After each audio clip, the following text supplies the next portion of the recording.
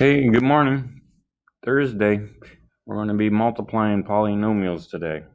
So our warm-up is kind of a little bit of a review.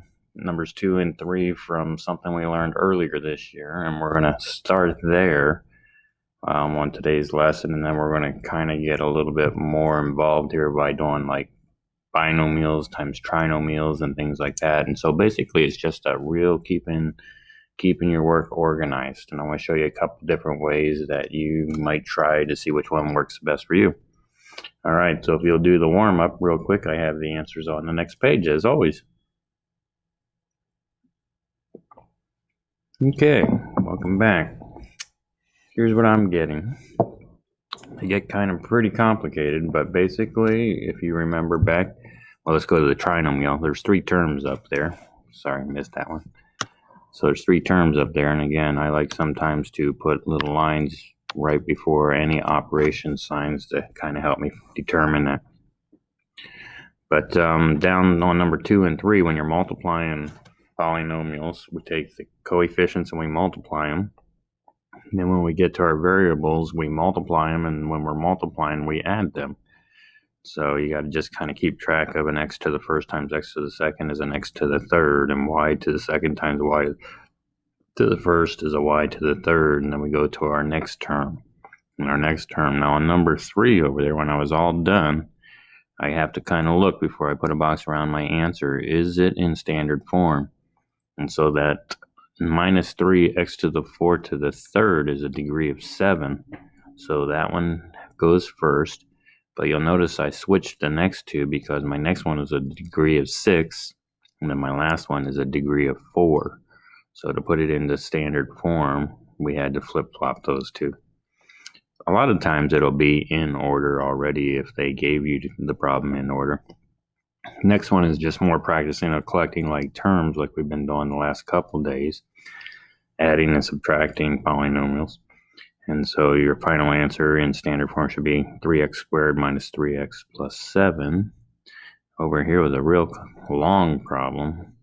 But again, I scanned across there and found out my x third is the largest degree. So I went through and found all my x to the thirds. X to the second was my next degree. So I put those together. And then my next degree is a degree of 1, which is just x's. I put them together and then brought down my plus 25 because there was nothing to put him with. All right, so today we're going to do this thing of finding the area of a dulcimer. It's just a musical instrument, and some kids have never seen it in Alaska when I was teaching up there. But down here, because we're closer to the south, we have more exposure to those kinds of instruments. So here's just kind of somebody that's playing one.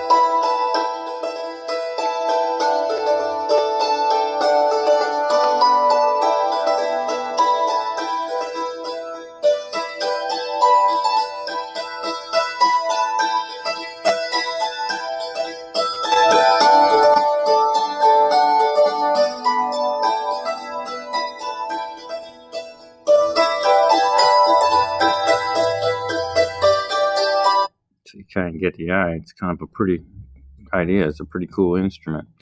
So I don't know if our band, it seems to me like we might have had someone playing one of those in our band over here.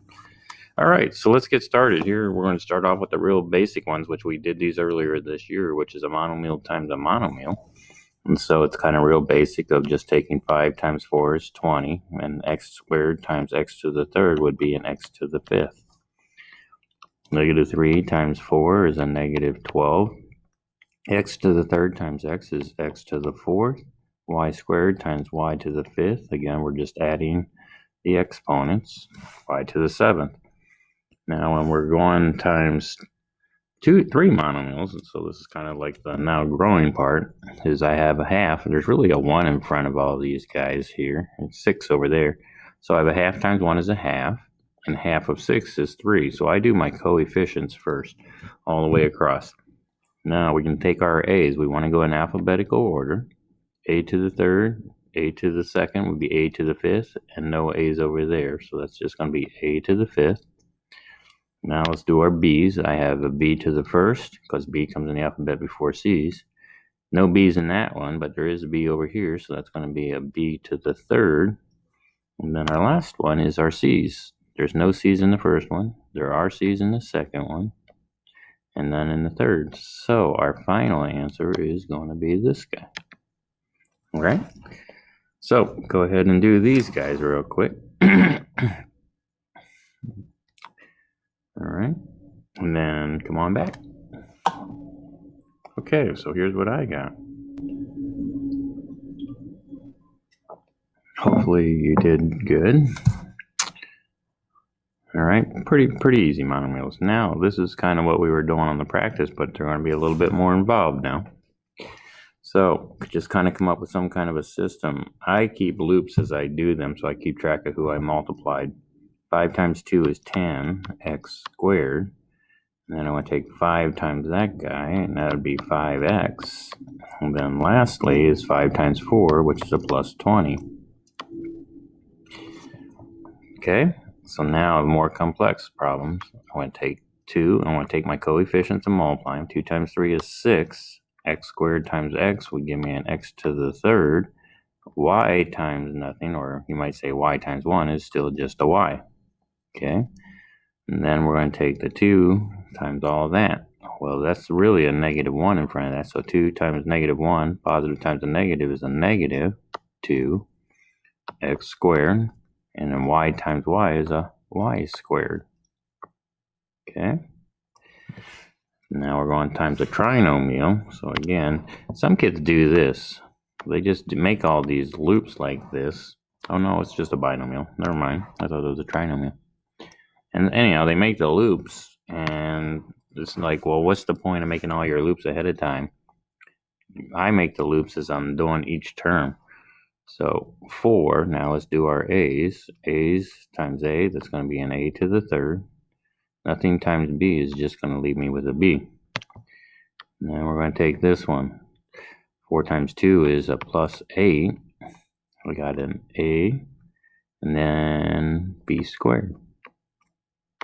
Okay, still not too terribly challenging. All right, here's the 3 for you to give a try. See how we do.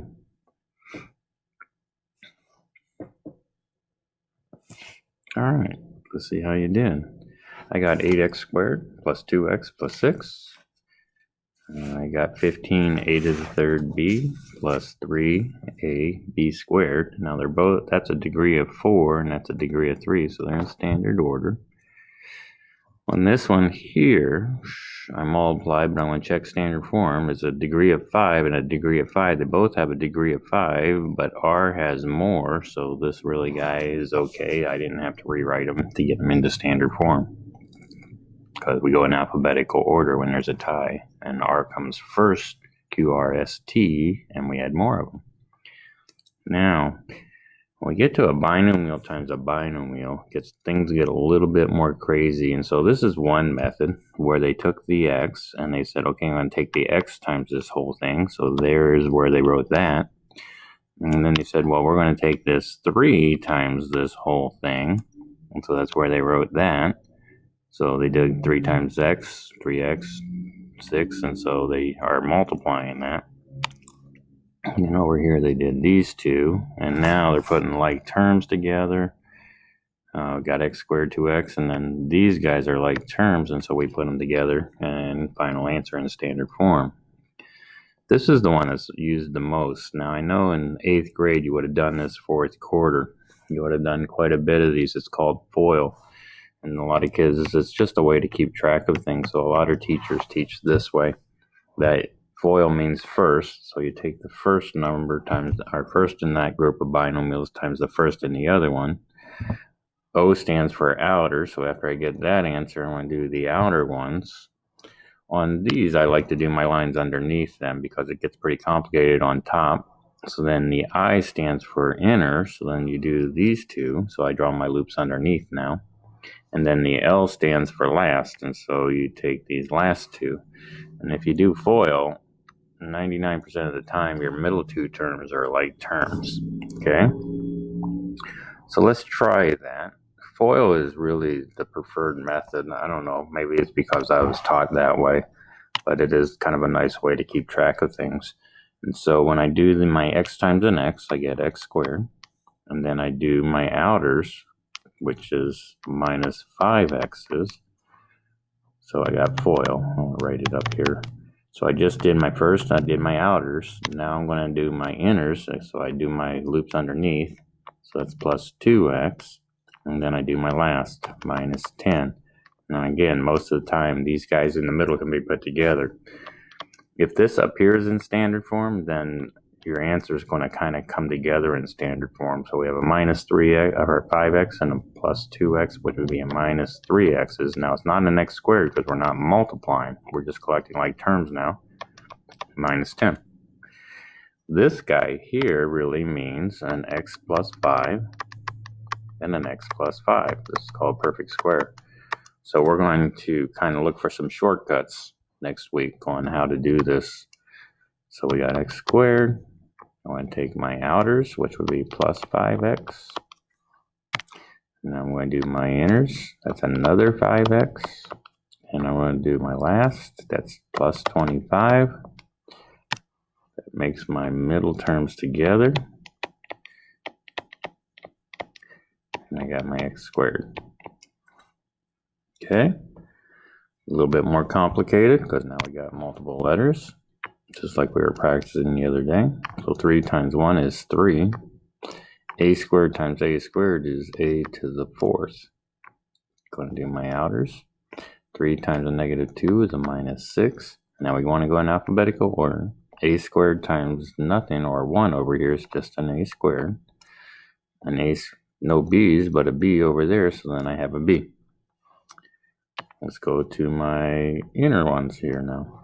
So 1 times 1 is still, a negative 1 times 1 is a minus 1. Now watch, I'm going to put these in order. I'm not going to say b a squared because then I won't recognize that they are like terms. I'm going to put my a squareds first.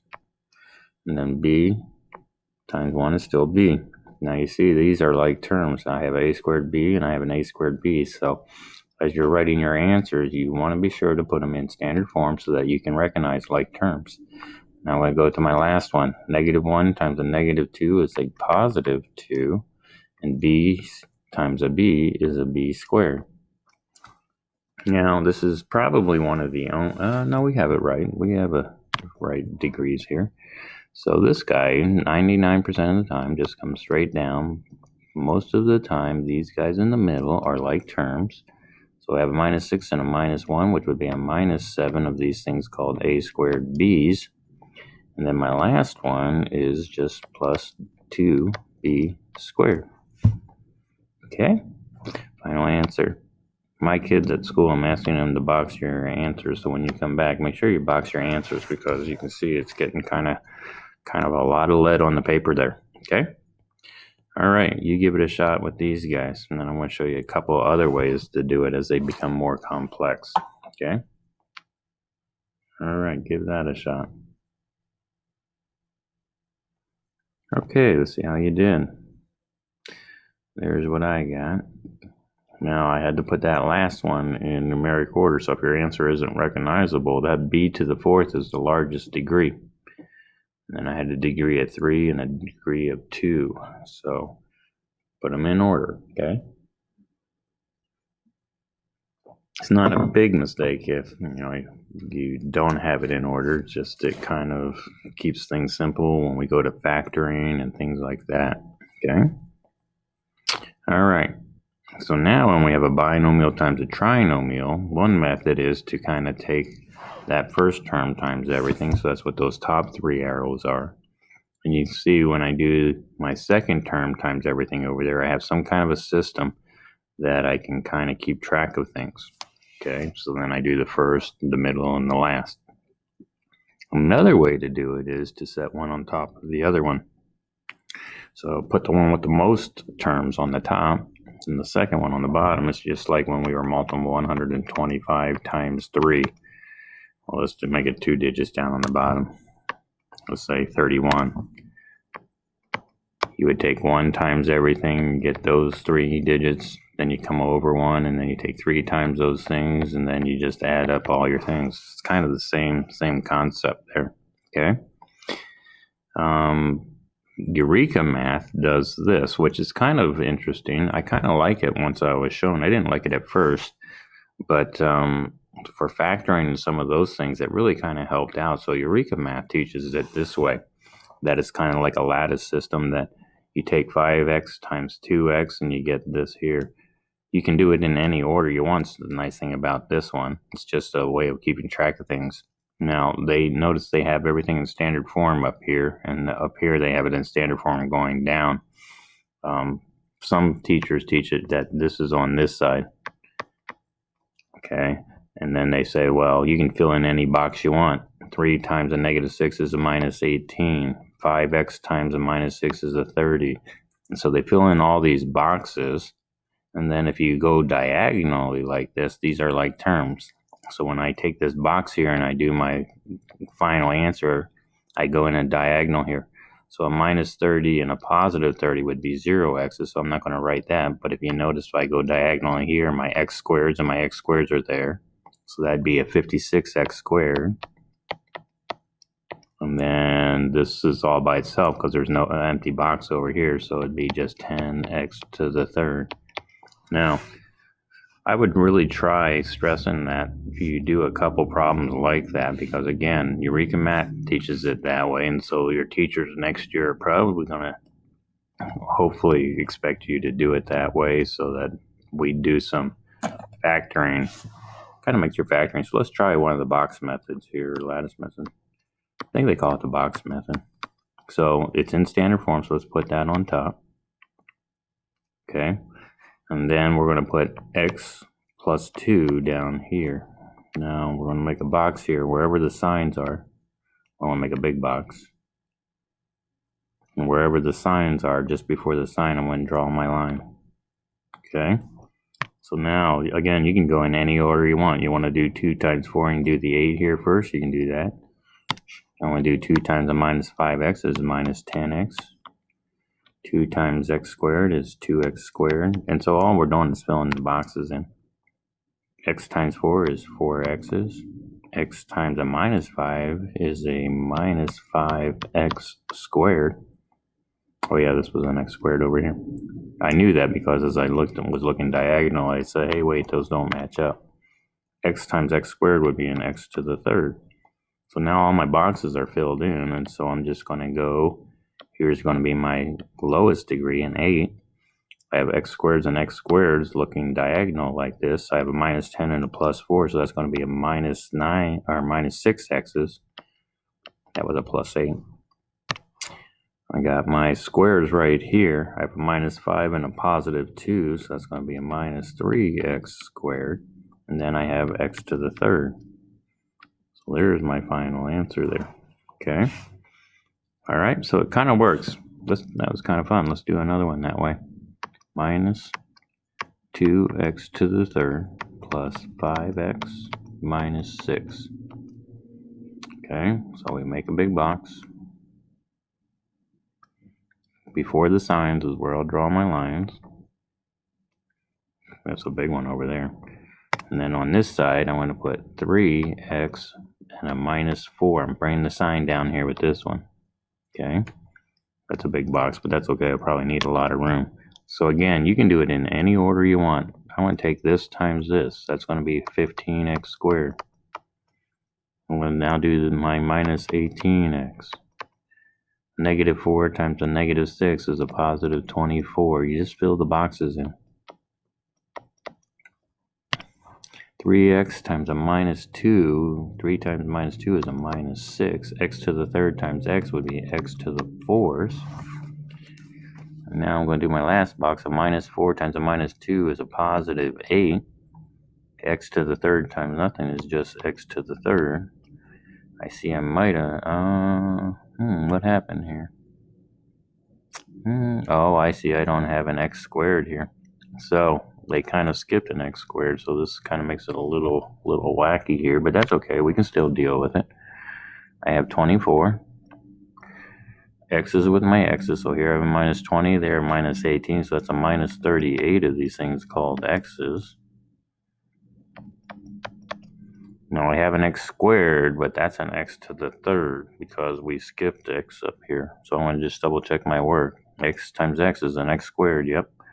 So I'm just going to put my 15x squared. Now I still have that 8x to the third. So you can see they get kind of long. Minus 6x to the fourth. Man. All right. So I'm going to check. Degree of 4, degree of 3, but I forgot my sign there. A degree of 2, a degree of 1, none. Constant. Okay. Woof. Getting kind of crazy. All right. When you do one like this, it's kind of a lot of work here. So we got x minus 2 times x minus 2. Now we're going to have 3 of them really, so I'm going to put another x minus 2 over here. We have to do these guys first, and then we'll take whatever that answer is times the x minus 2. So I want to do FOIL on this one. X squared minus 2x minus another 2x's plus 4. So now I got x squared minus 4x plus 4. I want to use a combination. I want to do the box method now because I see those are in nice orders there. So I have a degree of 2, a degree of 1, a degree of none. And down this side, I want to put x and a minus 2. So I'm going to use multiple methods here.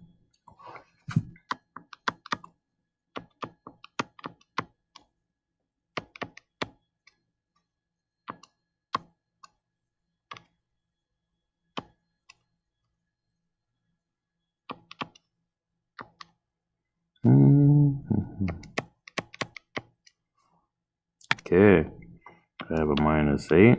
4x and 8x is 12x's. Minus x or minus 4x squared and minus 2 is a minus 6x squared.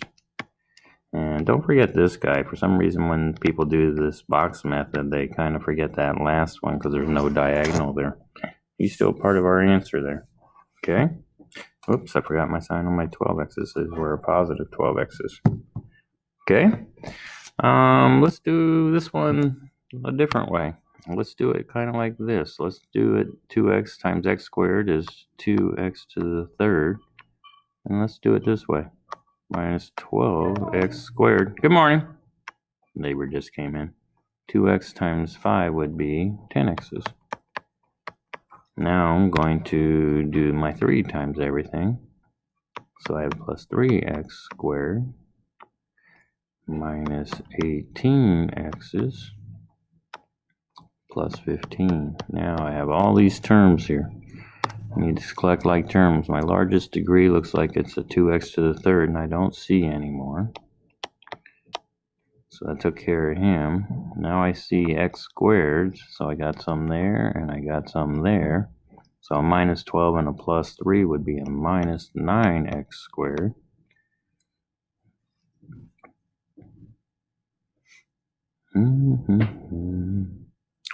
Let's see what else I got here. I got x's now, 10x is there and 18 there, so I got a minus 8x, and then I got a plus 15.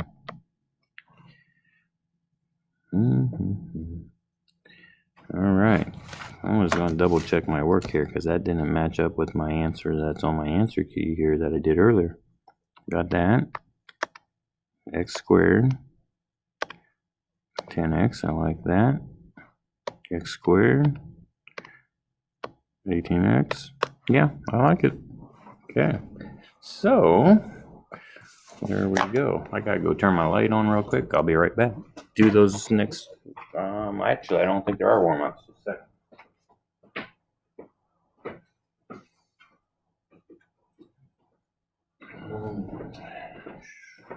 I think those took so much time that I purposefully did not do a let's try it. Okay. All right. Let's go down to that Dulcimer X. Now, a lot of kids can't remember from junior high days the area of a trapezoid. That's what they want. Area So I know my answer is going to be whatever it is, which they didn't tell me what units, so I'm just going to say I know my units is going to be units squared. That tells me it's an area answered, so I'm going to make sure we're focusing on that a lot. You got to put some ownership to that. All right, so the real formula for a trapezoid is A, equals 1/2 times the height times B sub 1 plus B sub 2. Now, B sub 1 means base sub 1, and they always call the top a B sub 2. So if I add these guys together, so I'm going to do this 2h minus 1, because I got to do parentheses first. And I'm going to, I want to get rid of those parentheses there, because that would mean I'm timesing. So 2h minus 1, that's that, plus h plus 1. So really I have 3 h's, and then minus 1 and a plus 1, those go away. Now I'm going to put a dot here for times because it's 1/2 h times 3h. So really I'm just kind of condensing my formula here. I have h equals 1/2 h times h would be a 3h squared. And if I really wanted to condense it even more, I could say a equals 1 times 3 is 3h squared over 2. Now I've just condensed it a whole lot. Now, that's how I write a polynomial that represents it. So when they say that, they said write it, and so condense it. We do all the math we can possibly do to get it down to the most simplest answer. Now, I don't know what happened to my B. There should be a B on here. It got chopped off. It says, well, now, what if the height is 22 centimeters tall?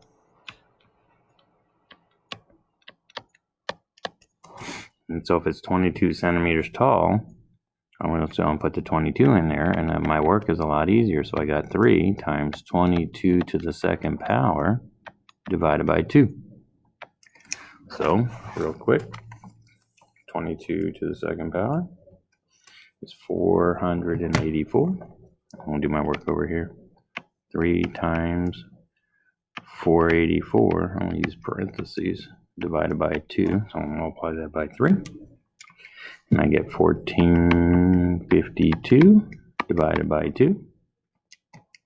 And I get 726. So I'm not sure why it got chopped off. And so it's asked what's the area. So I'm going to write my final answer. The area of the Dulcimer is 726. Now, they didn't tell me. Oh, yeah, they did. You just can't see it. They told me it was in inches. So it's going to be 726 inches squared. All right. That's it. Tomorrow we're testing. Again, we're going to take the Illuminate test. So I got to find out if you guys are able to take that at home. I don't think you can. So you just have to make that up when you come back, and you're going to have to remind me. All right. That's it for the day. There's a practice sheet. Get that done and do like you've been doing. Just take a picture of it and send it to me, and I'll grade it.